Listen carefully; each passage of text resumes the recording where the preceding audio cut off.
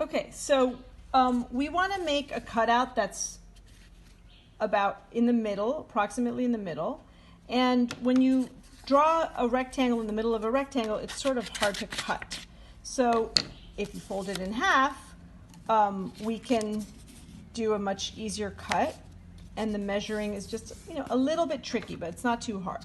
So we're going to have half of 3 on this from the fold up.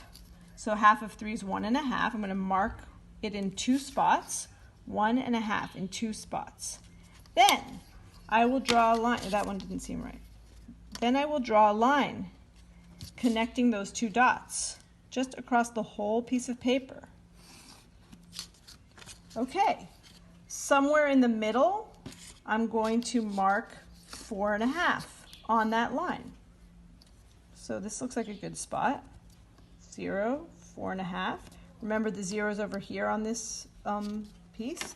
And now from those dots down to the folded edge, I'm going to draw a line. And I can also, if I want to be really precise about this, I can use the line on the ruler as a guideline to help make this square.